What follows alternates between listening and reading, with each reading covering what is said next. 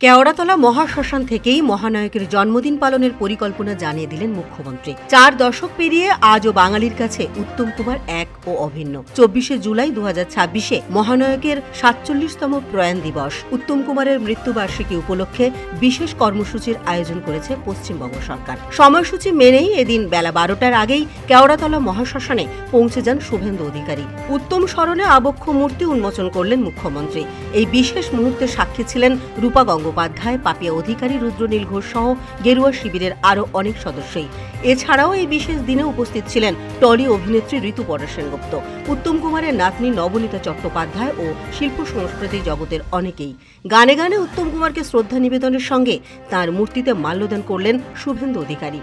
কেওড়াতলা মহাশ্মশান থেকেই মহানায়কের জন্মদিন পালনের পরিকল্পনাও জানিয়ে দিলেন মুখ্যমন্ত্রী শুভেন্দু অধিকারী। মৃত্যুবার্ষিকীর থেকেও জন্মদিনে বেশ কিছু গুরুত্বপূর্ণ পদক্ষেপ গ্রহণের সিদ্ধান্ত নিয়েছে রাজ্য সরকার। আগামী 3রা সেপ্টেম্বর উত্তম কুমারের জন্মদিন। সেই উপলক্ষে আগামী 3রা সেপ্টেম্বর থেকে 6ই সেপ্টেম্বর পর্যন্ত শতবর্ষ পালন করা হবে। তার জন্য নিজে উদ্যোগ নিয়ে রবীন্দ্র সদনে একটি প্রস্তুতি কমিটিও গঠন করা হবে বলে জানিয়েছেন তিনি। সেই কমিটির নির্দেশ অনুযায়ী সমস্ত ব্যবস্থা করা হবে। মহানায়কের নামে শহরে তৈরি হবে একটি ফিল্ম সেন্টার। এছাড়াও কলকাতা পৌরসভা পরিচালিত উত্তম মঞ্চের আধুনিকীকরণ করা হবে, সেই ঘোষণাও করেছেন মুখ্যমন্ত্রী শুভেন্দু অধিকারী। নমস্কার। প্রথমে মহানায়ককে তার বিদেহী আত্মাকে প্রণাম জানাই। তার পরিবারের মহুয়াদি সহ সকলকে শুভেচ্ছা জানাই যে তারা রাজ্য সরকারের আমন্ত্রণ গ্রহণ করে এখানে এসেছেন। আমাদের এরপরে আমরা মহানায়কের বাড়ি যাব। তারপরে নন্দনে একটি প্রেস ছিল, সেটি প্রেসটি না করে আমি এখানেই কিছু বিষয় আপনাদের কাছে জানাচ্ছি, যেটা মহানায়কের যারা অসংখ্য লক্ষ লক্ষ গুণগ্রাহী রয়েছেন এবং বিশেষ করে সাংস্কৃতিক জগতের ব্যক্তিরা রয়েছেন যারা এখনো মহানায়ককে আদর্শ করে চলেন বা চলতে চান, তাদের জ্ঞাতার্থে আমার সাথে এই এলাকার লোকপ্রিয় বিধায়ক, কৃতি শিক্ষাবিদ, রাজ্য সরকারের অর্থ দপ্তরের মাননীয় মন্ত্রী ডক্টর স্বপন দাশগুপ্ত আছেন, রাজ্যের শিল্প বাণিজ্য মন্ত্রী, এই রাজ্যের একজন প্রতিষ্ঠিত রাজনৈতিক ব্যক্তিত্ব তাপস রায় রয়েছেন, আমাদের তথ্য সংস্কৃতি দপ্তরের মাননীয় রাষ্ট্রমন্ত্রী মহোদয়া শ্রীমতী পূর্ণিমা চক্রবর্তী রয়েছেন, আমাদের সাংস্কৃতিক জগতের অন্যতম ব্যক্তিত্ব এবং এই রাজ্যের গণতন্ত্র প্রতিষ্ঠার জন্য দীর্ঘদিন লড়াই করছেন বিধায়িকা রূপাদি রয়েছেন, রূপা গাঙ্গুলি, আমাদের সাংস্কৃতিক সেলের কনভেনার তথা শিবপুরের বিধায়ক এবং সাংস্কৃতিক কর্মী রুদ্রনীল ঘোষ রয়েছেন, এবং আরেক সাংস্কৃতিক জগতের অন্যতম ব্যক্তিত্ব, বিশেষ করে গ্রাম বাংলার দর্শকরা যাকে অত্যন্ত ভালোবাসেন, টালিগঞ্জের বিধায়িকা পাপিয়া অধিকারী মহোদয়া রয়েছেন, অনেক মান্যবররা রয়েছেন এবং আধিকারিক ডক্টর সৌমিত্র মোহন, যার নেতৃত্বে তথ্য সংস্কৃতি দপ্তর আমাদের সিদ্ধান্তগুলো কার্যকর করছে। কলকাতা কর্পোরেশনে এখন নির্বাচিত বোর্ড নেই, যিনি প্রশাসক তথা গোটা কলকাতাকে ভালো রাখার নেতৃত্ব দিচ্ছেন কমিশনার আইএস স্মিতা পান্ডে মহোদয়া রয়েছেন, প্রেস মিডিয়ার বন্ধুরা এবং অন্যান্য সুধীজন। আপনারা জানেন যে আজকে মহানায়কের প্রয়াণ দিবস।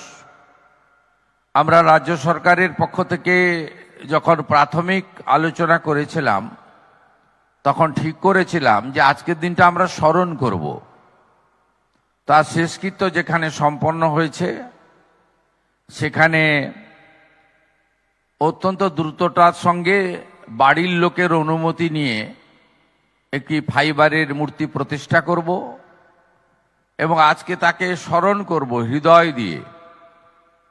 আমরা তার অবদান কৃতজ্ঞতার সঙ্গে আমরা আজকে আলোচনা করব এবং আমরা প্রকৃতপক্ষে মহানায়কের আবির্ভাবের দিনটি খুব বড় করে উদযাপন করব, কারণ সেদিন তিনি আমাদের এই ধরাধামে আবির্ভূত হয়েছিলেন, তার জন্মদিবস। এবারে 3রা সেপ্টেম্বর শতবর্ষ। ইতিমধ্যে অনেক সাংস্কৃতিক কর্মী আমার সঙ্গে নবান্নতে দেখা করেছেন।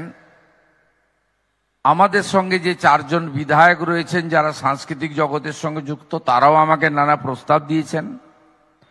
এর বাইরেও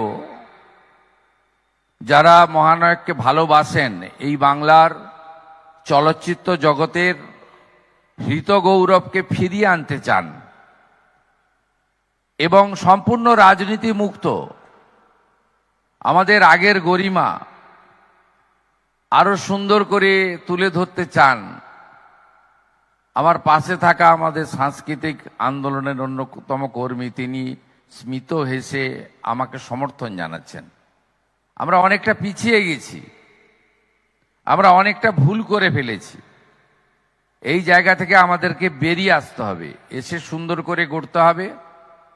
আমি রাজ্যের মুখ্যমন্ত্রী হিসেবে অনেকগুলো দপ্তরের সাথে তথ্য সংস্কৃতি দপ্তরের পূর্ণ মন্ত্রকের দায়িত্বটা হাতে রেখেছি। বোন পূর্ণিমা আমাকে সহযোগিতা করছে।